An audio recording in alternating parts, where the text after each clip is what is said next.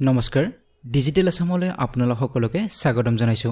এই ভিডিঅ'টিত আমি আলোচনা কৰিম Guwahati university BEd common entrance টেষ্টৰ ইংলিছ সেকশনৰ ওপৰত আৰু এই ইংলিছ সেকশনৰ এৰৰ কাৰেকচনৰ ওপৰত আজি এই ভিডিঅ'টিত আমি আলোচনা কৰিম সো কমন এন্ট্ৰেন্স টেষ্টৰ যিখন সিলেবাস তাত সেকশন 1 ত আছে জেনাৰেল ইংলিছ আৰু জেনাৰেল ইংলিছৰ ভিতৰত আপোনালোকে যদি চাই তাত ভোকেবুলাৰি টেন্স ভয়েস নাৰেশন প্ৰিপজিশন কাৰেকচন অফ সেন্টেন্সেছ বুলি আছে এটুকে এৰৰ কাৰেকচন বুলি কোৱা হয় সো সাধাৰণতে কাৰেকচন অফ সেন্টেন্সত এটা সেন্টেন্সৰ কোনোবা এটা পাৰ্ট ভুল কৰি দিয়া থাকিব কোনটো পাৰ্টত ভুল আছে হেতু আপোনাক চিনাক্ত কৰিব দিব গতিকে এই কাৰেকচন অফ সেন্টেন্সৰ বিষয়ে আজি ভিডিঅ'ত আমি আলোচনা কৰিম সো প্ৰথম প্ৰশ্নটো হৈছে one of the most widely spread bad habit is the use of tobacco so এই সেন্টেন্সত যদি আপোনালোকে চাই ইয়াতে ভাগ কৰি দিয়া আছে a part b part c আৰু d চাৰিটা ভাগত ভাগ কৰা হৈছে সেন্টেন্সটো গতিকে ইয়াতে আপোনালোকৰ অপচন থাকিব এক্সামত ইয়াতে মই অপচনছবোৰ দিয়া নাই গতিকে সময় বচাবলৈ মই অপচনছবোৰ ইয়াতে দিয়া নাই ডাইৰেক্টলি মই ইয়াতে a b c d বুলি দি দিছো গতিকে অপচনত এই সেন্টেন্সৰ পাৰ্ট বিলাকে দিয়া থাকিব সো এতিয়া এই সেন্টেন্সৰ কোনটো পাৰ্টত ভুল আছে হেতু আমি ক'ব লাগে one of the most widely spread bad habit is the use of tobacco ইয়াৰে হয়তো a পাৰ্টত ভুল আছে নহয় b নহয় c বা d পাৰ্টত ভুল আছে সো অসমীয়াটোত আমি বুজিয়ে পাইছো যে যিমান বিলাক বেয়া অভ্যাস আছে বেড হেবিটস আছে এই হেবিটস বিলাকৰ ভিতৰত টবাকুৰ যেটো ব্যৱহাৰ বা গুটখাৰ যেটো ব্যৱহাৰ হেইটো তাৰে ভিতৰতে এটা এই কথাখিনি কৈছে সো এই সেন্টেন্সটোৰ ভুল আছে পাৰ্ট c ত ভুল আছে সো ইয়াতে বেড হেবিট বুলি কৈছে যেতিয়া আগত one of বুলি থাকিব one of the most মানে বহু কেইটা বেড হেবিটস আছে তাৰে ভিতৰত ব্যৱহাৰ কৰা বা বহলভাৱে থকা বেড হেবিটটো হৈছে টবাকো এই কথাটো কৈছে গতিকে আগত যেতিয়া one of আছে বহুত হেবিটৰ ভিতৰত এটা বুজাইছে গতিকে ইয়াতে হেবিটটো প্লুৰাল ফৰ্ম আমি ইউজ কৰিব লাগিব গতিকে one of the most widely spread bad habits হ'ব ইয়াতে হেবিট নহব গতিকে সেন্টেন্স যিকোনো হ'ব পাৰে যেতিয়া one of থাকে আৰু বহুতৰৰ মাজত এটা বুজায় তেতিয়া হলে আমি প্লুৰাল ফৰ্ম ইউজ কৰিব লাগিব গতিকে ইয়াতে উত্তৰ হ'ব অপচন নম্বৰ সি টো এতিয়া আইছো 2 number প্ৰশ্নটোলৈ Recently I visited Kashmir and found the sceneries to be marvelous no error so এই সেন্টেন্সত পিছৰ ফালে নো এৰৰ বুলি দিয়া আছে কেতিয়াবা আমাক নো এৰৰ বুলি থাকিব বা এটা সেন্টেন্স সম্পূৰ্ণৰূপে শুদ্ধও দিব পাৰে তেতিয়া আমি নো এৰৰটো আমি চুজ কৰিব লাগিব গতিকে এনে ধৰণেও দিব পাৰে তো এই সেন্টেন্সটোত কোড ভুল আছে ইয়াতে কৈছে যে ৰিসেন্টলি আই ভিজিটেড কাশ্মীৰ যে অলপতে কাশ্মীৰত গৈছিলো এন্ড ফাউন্ড দ্য সিনাৰিজ বহুত ভাল ভাল তাত সিনাৰি আমি দেখিবলৈ পাইছো গতিকে ইয়াতে কোড ভুল আছে ভুল আছে পাৰ্ট বি ভুল আছে ইয়াতে কি কৈছে সিনাৰিজ বুলি কৈছে গতিকে সিনাৰিজ বুলি শব্দ নাই প্লুৰাল ফৰ্ম ইয়াৰ নাই সিনাৰি শব্দটো সদায় আমি সিঙ্গুলাৰ হিচাপত ব্যৱহাৰ কৰো সিনাৰি হিচাপত ব্যৱহাৰ কৰো গতিকে ইয়াতে যেটো নাউন ব্যৱহাৰ কৰা হৈছে এই নাউনটোত ভুল আছে সিনাৰিজ নহব সিনাৰি হ'ব এতিয়া আছে 3 number কোৱেশ্চনটোলৈ All the furnitures have been sent to the new house located in the village no error so এই সেন্টেন্সটোত কোড ভুল আছে হেতু আমি বিচাৰিব লাগিব ইয়াতে কৈছে সকলোবোৰ ফাৰ্নিচাৰে গাঁৱত থকা নতুন ঘৰটোলৈ পঠোৱা হৈছে এতিয়া ইয়াতে ভুল আছে পাৰ্ট এ ভুল আছে ইয়াতে যেটো নাউন ব্যৱহাৰ কৰা হৈছে all the furnitures so furnitures আমি কেতিয়াও ব্যৱহাৰ কৰিব নোৱাৰো furniture itself a plural word furniture বুলি ক'লে হেইটোৱে প্লুৰাল বুজায় গতিকে তাত আমি আৰু এক্সট্ৰা s লগাই প্লুৰাল কৰিব আমি নোৱাৰো গতিকে আমি যেতিয়াই ব্যৱহাৰ কৰিম সদায় ফাৰ্নিচাৰ ইউজ কৰিম সাধাৰণতে আমাৰ যেতিয়া আগত all থাকিব all থকাৰ লগে লগে বহুত বুজাইছে ডেফিনেটলি প্লুৰাল ফৰ্ম আমি ব্যৱহাৰ কৰিব লাগিব ইয়াতে কিন্তু ইয়াতে ফাৰ্নিচাৰ নাথাকে যদি বেলেগ নাউন থাকিলেতেন তেতিয়া হলে আমি ইয়াতে s যোগ কৰিব পাৰিলো all the pens হ'ব পাৰে all the books হ'ব পাৰে কিন্তু ফাৰ্নিচাৰ শব্দটোৱে যেহেতু এটা প্লুৰাল ৱৰ্ড গতিকে তাত আমি s লগাই আৰু প্লুৰাল কৰিব নোৱাৰো গতিকে সদায় ফাৰ্নিচাৰ হিচাপতে ব্যৱহাৰ হ'ব গতিকে এই প্ৰশ্নটোত পাৰ্ট এ ভুল আছিল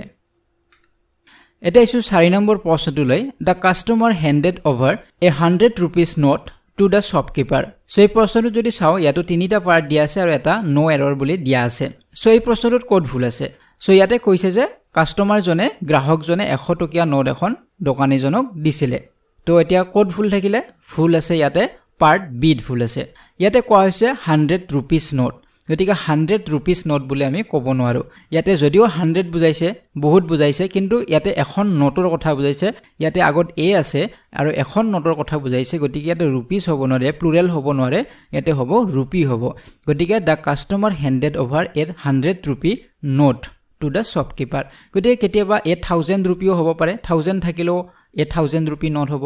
50 rupee নোট হ'ব এটা বুজাইছে বহুত বুজোৱা নাই সো ইয়াতে উত্তৰ হ'ব অপচন নম্বৰ বি টো এটা ইছু নেক্সট কুৱেশ্যনটো লৈ you can get all the informations you want in this book ইয়াতে কৈছে যে আপুনি এই কিতাপখনতে সকলোবোৰ ইনফৰমেশ্যনে তথ্যই আপুনি পাব ইয়াতে কোড ভুল আছে ইয়াতে ভুল আছে ইনফৰমেশ্যনছত যেটো পাৰ্ট বি আছে সো ইনফৰমেশ্যনৰ প্লুৰাল ৰূপ নাই ইনফৰমেশ্যনক আমি সদায় সিঙ্গুলাৰ হিচাপে ব্যৱহাৰ কৰিব লাগিব যদিও ইয়াতে অল আছে সকলোবোৰ ইনফৰমেশ্যনৰ কথা কৈছে তথাপিও আমি ইয়াতে ইনফৰমেশ্যনছ এস যোগ কৰিব নোৱাৰো যেহেতু ইয়াৰ প্লুৰাল ৰূপ নাই সদায় ইনফৰমেশ্যন হিচাপে এই ব্যৱহাৰ হয় গতিকে ইয়াতে পাৰ্ট বি দেটো ভুল আছিল you can get all the information হ'ব ইনফৰমেশ্যনছ নহয়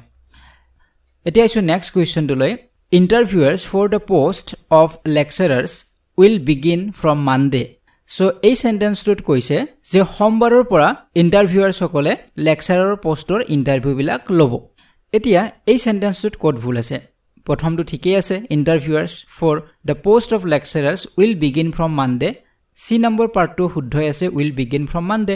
মানডেৰ পৰা আৰম্ভ হ'ব ভুল আছে কোড পাৰ্ট বিত ভুল আছে ইয়াতে কি কৈছে পোষ্ট অফ লেকচাৰাৰ্স আমি আগৰ পৰা চাব লাগিব পাৰ্ট এৰ পৰা চাব লাগিব ইয়াতে কৈছে ফৰ দা পোষ্ট অফ লেকচাৰাৰ্স গতিকে ইয়াতে পোষ্টৰ লগত এস যোগ কৰিছে আমি ইয়াতে পোষ্টৰ লগত এস যোগ কৰিব নোৱাৰো এই কাৰণে নোৱাৰো কাৰণ ইয়াতে যেটো পদবী সেই পদবীটোৰ কথাহে কোৱা হৈছে যে কিহৰ ইন্টাৰভিউ হ'ব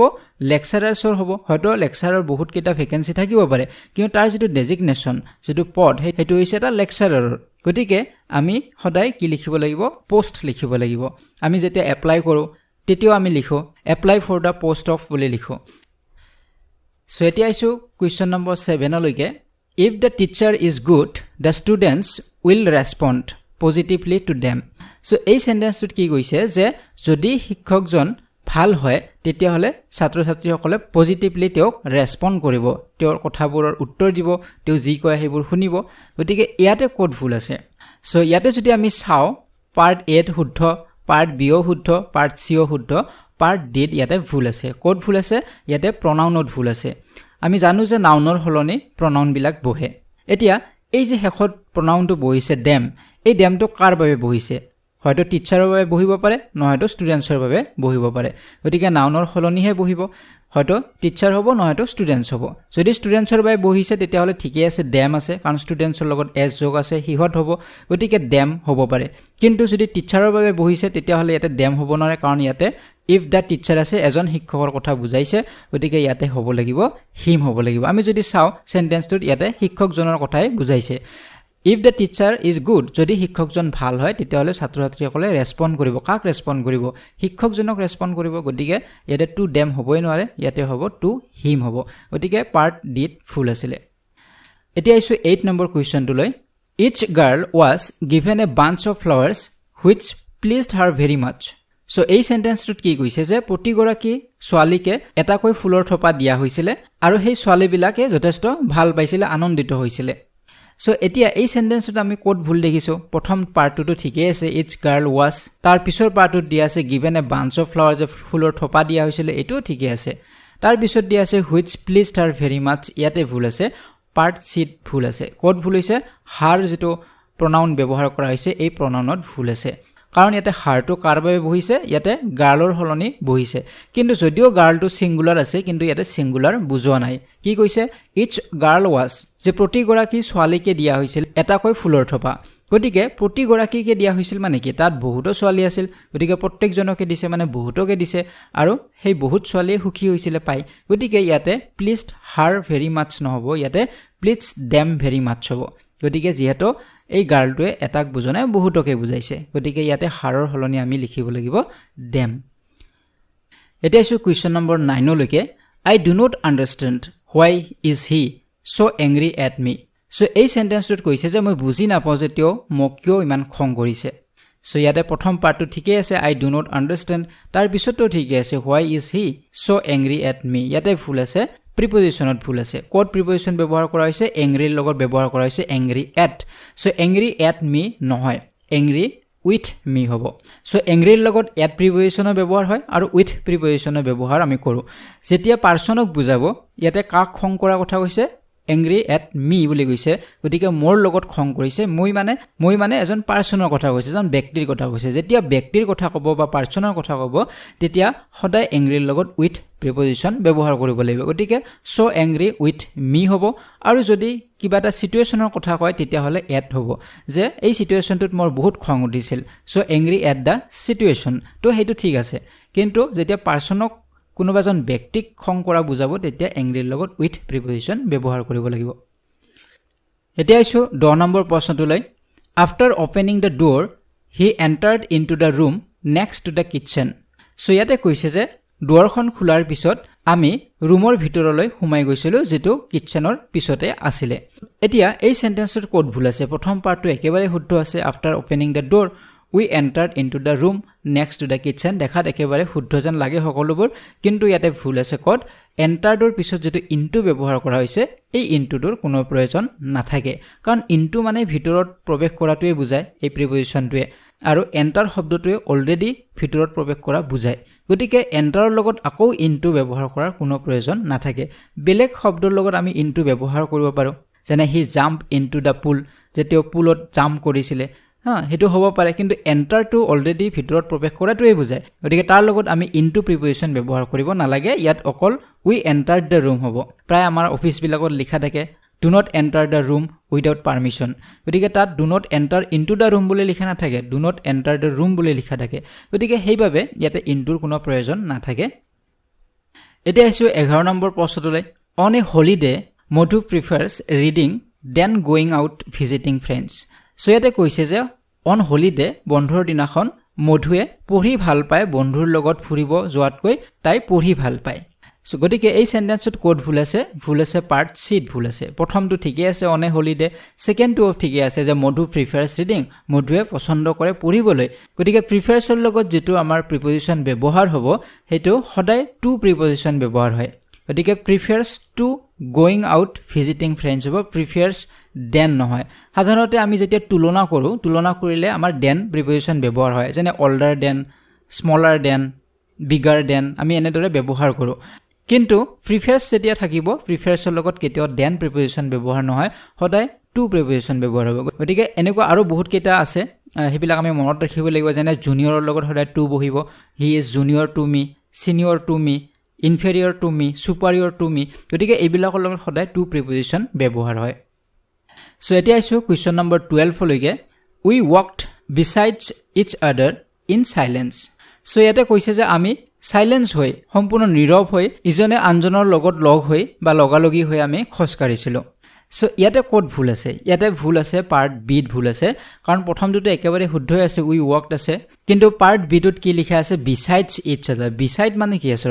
বিসাইড ইয়াতে হ'ব লাগিছিল বিসাইড মানে কাখত বুজায় ইচ আদাৰ মানে ইজনৰ কাখত আনজন তেনেকে আমি খোজকাঢ়ি গৈছিলো আৰু নীৰৱ হৈ খোজকাঢ়ি গৈছিলো কিন্তু ইয়াতে লিখিছে বিসাইডছ এস যোগ কৰিছে এস টো দিয়াৰ লগে লগে বিসাইডছৰ অৰ্থ হ'ব উপৰিও কিন্তু ইয়াতে উপৰিও বুজা নাই ইয়াতে কাখতহে বুজাব লাগে কাখত বুজাব লাগিলে বিসাইড লিখিব লাগিব এস টো আমি দিব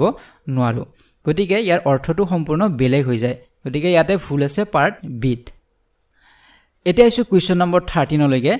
Ajay was suffering from cholera and ultimately he died by it so এই সেন্টেন্সত কৈছে যে অজয় কলেৰা বেমাৰত ভুগি আছিল আৰু আল্টিমেটলি তোৰ মৃত্যু হৈছে এই বেমাৰৰ দ্বাৰাই গতিকে ইয়াতে কোড ভুল আছে প্ৰথমটো ঠিকে আছে Ajay was suffering from cholera এ আৰু বি পাৰ্ট সঠিক আছে পাৰ্ট সি ভুল আছে কোড ভুল হল প্ৰিপজিশনত যেটো ডাইৰ লগত যেটো প্ৰিপজিশন ব্যৱহাৰ কৰা হৈছে বাই এটো ভুল হয় কাৰণ আমি জানো যে ডাই ভাৰ্বৰ লগত বহুকেইটা প্ৰিপজিশনে ব্যৱহাৰ হয় ইন হয় অফ হয় বাই হয় ফৰো হয় কিন্তু মৃত্যুৰ ধৰণ অনুযায়ী প্ৰতিটোতে বেলেগ প্ৰিপজিশন আমি ব্যৱহাৰ কৰো এতিয়া ইন কেতিয়া ব্যৱহাৰ কৰো ডাইড ইন আমি ব্যৱহাৰ কৰো যেতিয়া এক্সিডেন্টত মানুহৰ মৃত্যু হয় তেতিয়া আমি died in he died in an accident এনেকুৱা হ'ব পাৰে গতিকে তেতিয়া ডাই ভাৰ্বৰ লগত ইন প্ৰিপজিশন হ'ব কিন্তু ইয়াতে কেনেদৰে মৃত্যু হল কলেৰা বেমাৰত গতিকে যি কোনো বেমাৰত যেতিয়া মৃত্যু হ'ব তেতিয়া সদায় আমি অফ প্ৰিপজিশন ব্যৱহাৰ কৰো গতিকে ইয়াতে ডাই ভাৰ্বৰ লগত বাই প্ৰিপজিশন ব্যৱহাৰ নহয় ইয়াতে হি ডাইড অফ ইট হ'ব কাৰণ ইটে কি বুজাইছে কলেৰা বেমাৰকে বুজাইছে গতিকে ইয়াতে হি ডাইড অফ কলেৰা হ'ব এতিয়া আইছো কোৱেশ্চন নম্বৰ 14 লৈকে this room would look better if you put a furniture in that corner so ইয়াতে কৈছে যে এই ৰুমটো আৰু বেছি ভাল লাগিব যদি সেই কৰ্নাৰত আপুনি ফাৰ্নিচাৰখন ৰাখে এতিয়া আমি অলপ আগতে ফাৰ্নিচাৰ শব্দটো পাইছিলে যে ফাৰ্নিচাৰ শব্দটো ইটসেলফে প্লুৰাল ৱৰ্ড এটা নিজে নিজে এটা প্লুৰাল ৱৰ্ড ইয়াতে আমি এছ যোগ কৰিব নালাগে আৰু ইয়াতে এছ যোগ কৰাও নাই ঠিক আছে কিন্তু এটা ভুল কোড হল ইয়াৰ আগত এ লগাই দিছে এ লগাব আমি নোৱাৰো if you put furniture হ'ব কাৰণ ফাৰ্নিচাৰ এখন ফাৰ্নিচাৰ দুখন ফাৰ্নিচাৰ তেনেকুৱা নহয় ফাৰ্নিচাৰ বুলি ক'লে সকলোখিনি যিখিনি আছে আসবাব সকলোখিনিকে বুজাব গতিকে ইয়াতে আমি এ ফাৰ্নিচাৰ ইউজ কৰিব নোৱাৰো if you put furniture in that corner বুলি লিখিব লাগিব গতিকে ভুল আছে পাৰ্ট বি এতিয়া আহিছো আজিৰ ভিডিঅ'ৰ শেষৰটি প্ৰশ্ন কুৱেশ্যন নম্বৰ 15 লৈকে Sheila has scored a first class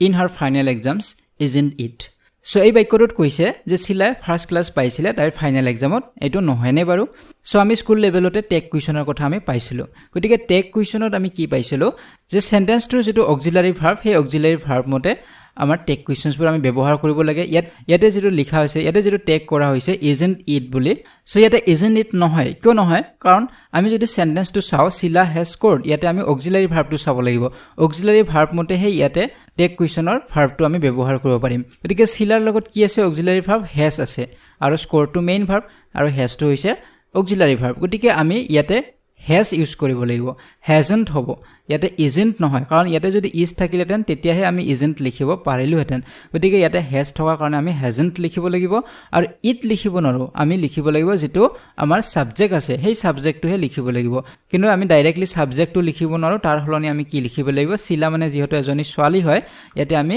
she লিখিব লাগিব hasn't she হ'ব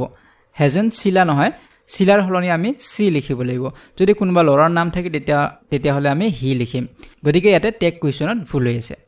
গতিকে এনে ধৰণৰ কুৱেশ্যনছবোৰ আপোনালোকে চাব লাগিব এৰৰ কাৰেকচনত যি কোনো এৰৰ দিব পাৰে নাউনত এৰৰ হ'ব পাৰে প্ৰনাউনত হ'ব পাৰে প্ৰিপজিচনত হ'ব পাৰে সাবজেক্টত ভুল থাকিব পাৰে